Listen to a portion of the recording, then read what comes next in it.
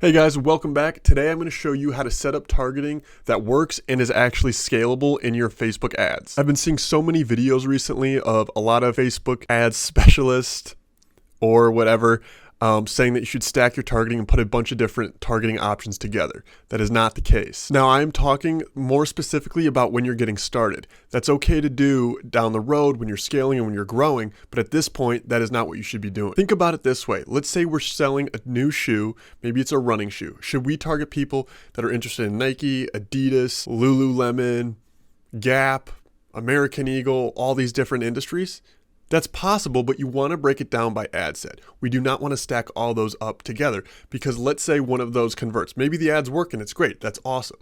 But if they convert and we don't know if they came from American Eagle and then from Gap or what I don't know what I listed, any of those companies, then it's hard to scale. I think this is what you learn in like biology class, where it's like you have to have the independent variables and things like that. Think about it that way. Maybe that'll help. But anyway, I like to use the ad sets in the form of testing specific things. You only make one change in each ad set, and then that's how you figure out what's working, and then that allows you to have the ability to scale. It also lets you know what's not working like right away, because then you can see, hey, this is the standard for what works, and if it's not working, then you can shut it off. And then another great benefit is that you're able to see what type of audience in those areas responds to different creatives. So this goes back to the other video I had where you want to have several pieces of content for each industry, because then it allows you to test what type of content performs better for each targeting group. So you can see how this can get pretty robust as you start targeting. So it's super important from the set to be able to break out your targeting and be very clear about what you're trying to do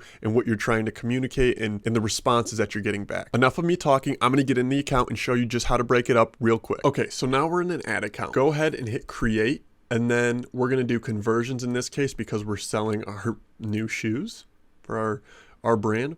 Now we're not going to spend a ton of time in the campaign or ad set or ad level, I should say, but feel free to set this up. And what I like to do from the beginning is I do not use a CBO campaign right away, or now called an advantage campaign budget, whatever, that Facebook's changing this like every day, or Meta.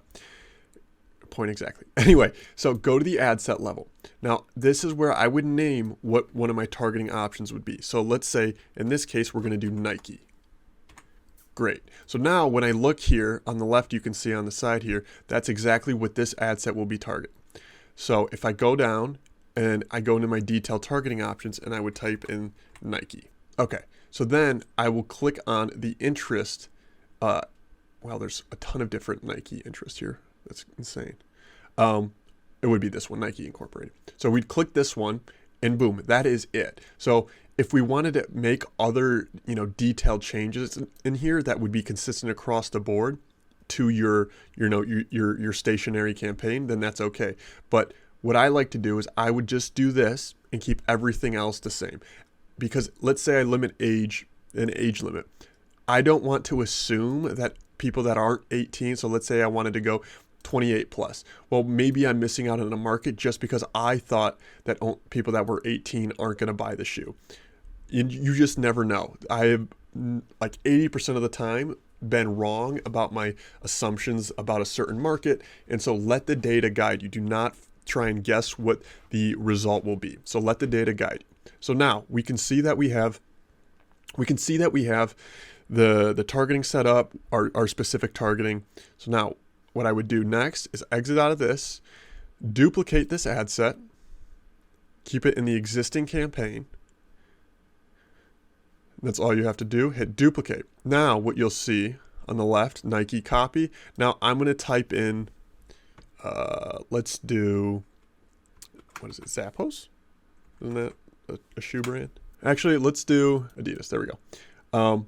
So scroll back down here and we're going to go into our detailed targeting, get rid of Nike and type in Adidas, A-D-I-D. Great. Now that is a separate interest we're targeting. Now, the thing to keep in mind is if I'm targeting someone that is looking for shoes, in this case, we're just targeting by brand. I'm just trying to give you an idea here. But if we're targeting people by these different options, then we'll be able to see, hey, customers that like Nike might be, more interested to buy a shoe, or customers that like Adidas might be more interested to buy a shoe. And so the advantage in the way of doing this too, and I'm going to do one more here would be that we can really see what is bringing in the most sales for us. Now, again, let's go to the top here and let's type in Gucci. Gucci. All right, great. So if we go down here again, and so we want to make sure we're keeping our variables the same. So the only thing that we're testing different is our interest targeting. And as things grow, we can test different genders, we can test different ages, but from the get, we only want to target specific interests. And the budgets are all set to be an equal amount. So the cost to get a customer at this level for Gucci versus the cost to get someone at Nike versus the cost to get someone at Adidas could be different. And so it's important to set your budgets at the ad set level so then you can see what's converting, and then you switch over to a CBO. But again, this is how I like to break out my targeting and then make more changes throughout. Now, I would also recommend when looking at this that you keep the ads that you have all the same too. So the type of ad that works for people that are interested in Nike might not work for Gucci, but again, important to test, see how that does, and move from there. All right, that's all I got for you guys today. Let me know if you have any questions on this below. This was a quick video about the typical structure of a campaign and what works best in terms of initial campaign setup. All right, thanks for watching. Have a good one. Bye.